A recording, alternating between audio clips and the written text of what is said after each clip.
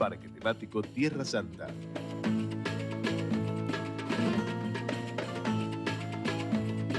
Todo es posible.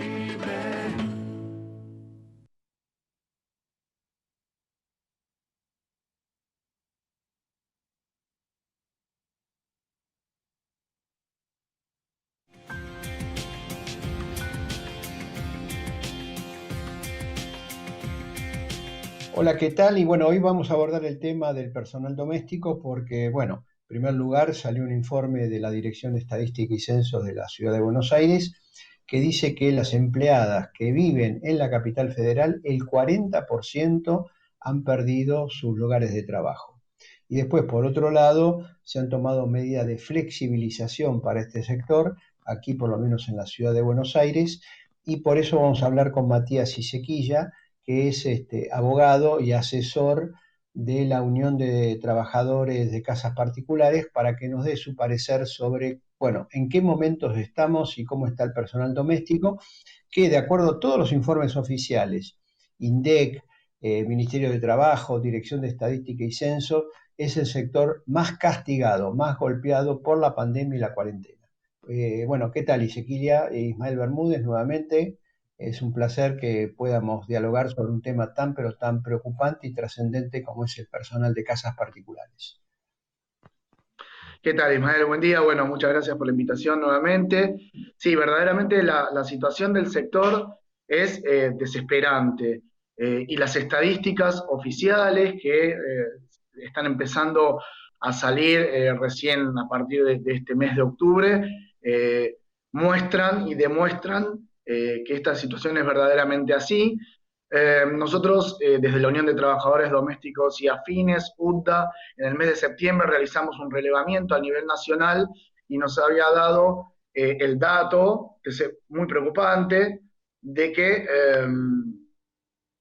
el desempleo en la actividad rondaba el 30%. En su momento medio nos tildaron de exagerados y de alarmistas, no obstante lo cual, como bien señalaste vos recién, a partir de la última encuesta permanente de hogares que realizó el INDEC para el tercer trimestre de este año, daba que el 39% de las trabajadoras de casas particulares habían sido despedidos durante la cuarentena, y ahora tenemos este nuevo informe que emana del Gobierno de la Ciudad Autónoma de Buenos Aires, que en la Ciudad de Buenos Aires el 40% de las trabajadoras de casas particulares fueron despedidas. Verdaderamente esto es muy, pero muy preocupante. Sí hay que hacer, a mi modo de ver, una salvedad respecto de si verdaderamente esto implica una pérdida de puestos de trabajo o no. Lo que nosotros entendemos y lo que hemos podido corroborar a partir de nuestra labor gremial de contacto permanente con las trabajadoras es que no necesariamente estamos hablando de una pérdida directa de puestos de trabajo. Lo que ha habido es una especie de rotación del personal en este sentido. Durante la cuarentena, las trabajadoras de casas particulares, que no estaban eximidas del aislamiento social preventivo obligatorio, porque en realidad las únicas que podían trabajar eran las cuidadoras de personas, tenían derecho a quedarse en su casa, cuidando su salud, la de sus familias y por supuesto cobrando su salario entero. Lo que sucedió es que muchos empleadores no pudieron o no quisieron pagar el salario durante la cuarentena y se generaron una acumulación muy importante de deudas. ¿Qué es lo que terminó sucediendo? ¿Cuál fue la dinámica de las desvinculaciones? Bueno, las trabajadoras, por supuesto, sin salario, desesperadas por esta situación, muchas accedieron a una renuncia concertada a cambio del pago de la deuda salarial en todo o en parte que se había acumulado durante la cuarentena, y a veces también una gratificación extraordinaria por la antigüedad y demás. Estos despidos encubiertos que, como están prohibidos los despidos sin causa justificada o por causas económicas, se vienen instrumentando en general a través de falsas renuncias o renuncias concertadas.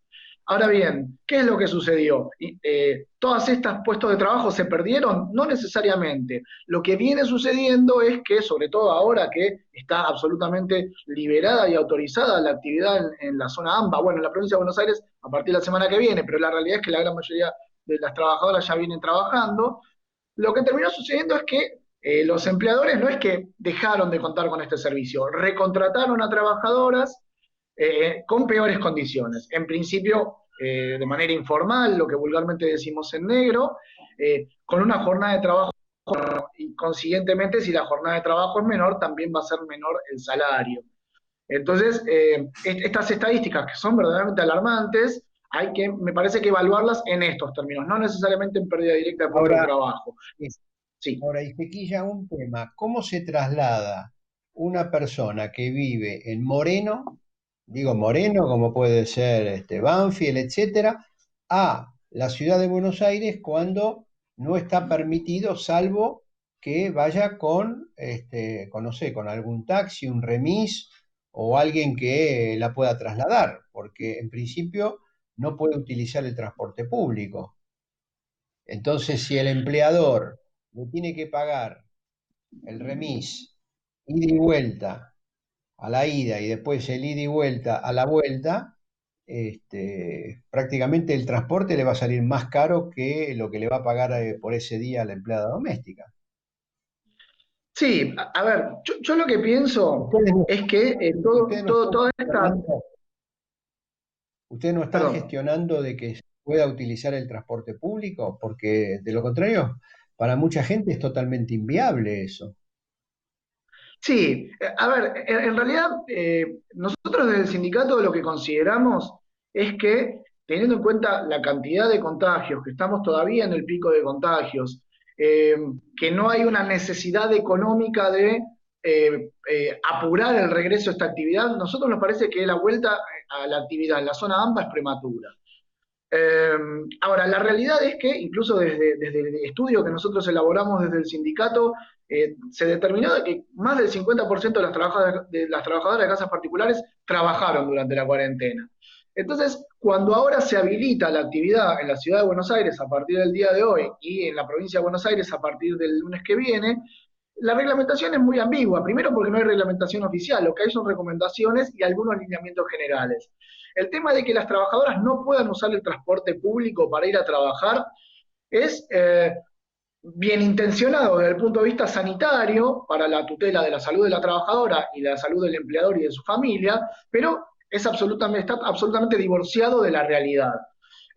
Como bien decías vos, Ismael, recién, si los empleadores a duras penas pagan los salarios y estos salarios son muy bajos, tener que pagar un transporte público desde el conurbano hasta la ciudad de Buenos Aires y de vuelta por cada día de trabajo, bueno, duplicaría los costos del servicio y esto en la realidad no se está dando.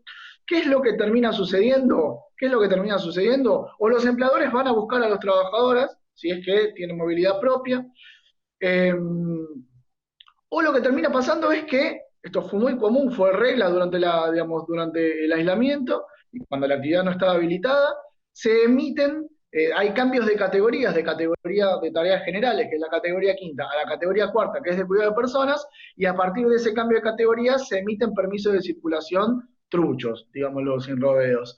Entonces, O la sea que realidad es en ese esta, si el caso sí empleador puede no. usar, en ese caso puede usar el transporte público, puede utilizar el colectivo, Claro, claro. En ese si caso, cambia de digamos, la categoría. trabajadora que realiza de cuidados es considerada, entre comillas, no esencial, pero sí habilitada para trabajar en el marco de lo que es la excepción del cuidado de personas.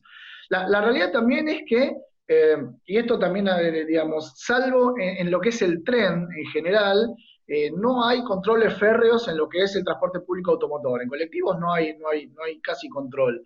Entonces, esta normativa, en realidad, la habilitación del trabajo, tanto en la ciudad como en la provincia de Buenos Aires, en realidad viene a reconocer lo que ya viene pasando de hecho.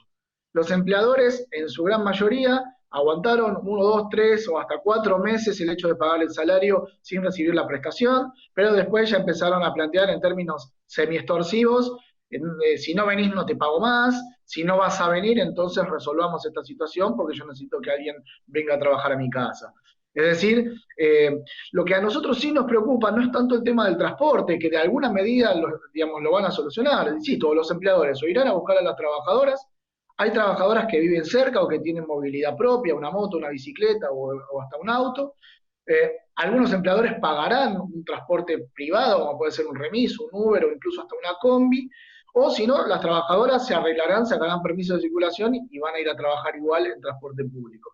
Ahora, la gran problemática, que esto sí verdaderamente desde el punto de vista, digamos, gremial nos tiene preocupados, es la falta de un protocolo oficial en materia de seguridad y prevención en el trabajo en esta actividad.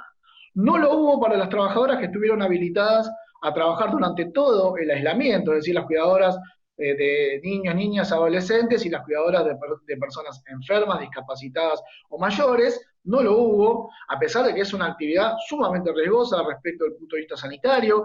Digamos, la trabajadora está en íntimo contacto con otras personas, con la comida de las personas, con la vestimenta, la medicación, Sí, quizá etcétera. 8 horas, o Sí, 4, 6 o 8 horas, ¿no? Ahora, Matías, para ir redondeando, porque se nos está yendo el tiempo, en sí. síntesis, ¿qué es lo que ustedes proponen para que quede como un aporte a resolver este tema? Lo primero que se propone, digamos, bueno, ya es un hecho de que la actividad está habilitada y esto no tiene vuelta atrás. Hoy lo que proponemos es verdaderamente evitar, en la medida de lo posible, que las trabajadoras usen el transporte público, porque es verdaderamente riesgoso, pero también que se les dé una alternativa ante la imposibilidad, porque la trabajadora no sale a trabajar, digamos, voluntariamente en el medio de este pico de contagios, sino que lo hace estrictamente por necesidad y para preservar su fuente de trabajo. Entonces tenemos que proteger la salud de las trabajadoras, tenemos que proteger la salud de los empleadores y de sus familias. Esto me parece que tiene que ser prioritario.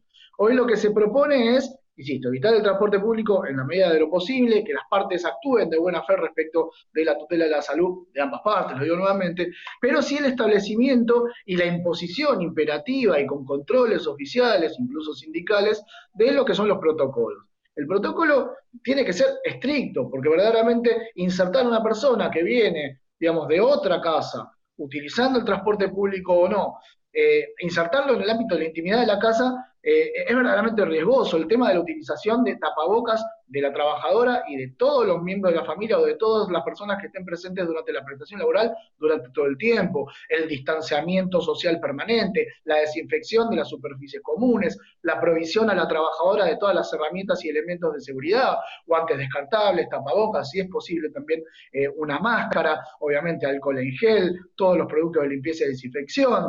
El hecho de que se intente, en la medida de lo posible, realizar las tareas en ambientes ventilados y, si es posible, también en ambientes descubiertos o semicubiertos. Es decir, si hay un patio, si hay un jardín, si hay un balcón, una terraza, etcétera. Es decir, tratar de prevenir esto. Y también llegar a un acuerdo entre empleadores y trabajadoras para reducir al máximo la jornada laboral, tratar de comprimir y optimizar la jornada laboral de modo tal de reducir el riesgo. Por supuesto, sin que esto implique una reducción de salarios, ¿no? Perfecto, muchísimas gracias, Matías, y bueno, esperemos que bueno, estas recomendaciones sean tomadas en cuenta y que podamos en breve poder anunciar justamente un verdadero protocolo para que esta actividad muy golpeada por la cuarentena, bueno, por lo menos empezar a mitigar este avance tan fuerte que ha habido de la pérdida de puestos de trabajo, y bueno, y tratar de preservar sobre todo la salud tanto de la empleada doméstica como de los empleadores, porque evidentemente hay una convivencia en el hogar mucho más allá de que cualquier otro tipo de actividad. Bueno, nuevamente hablamos con Matías Isequilla, es asesor legal de la federación que aglutina al personal doméstico. Nos reencontramos la próxima semana, muchas gracias y esperemos que esta conversación sea de utilidad para todos.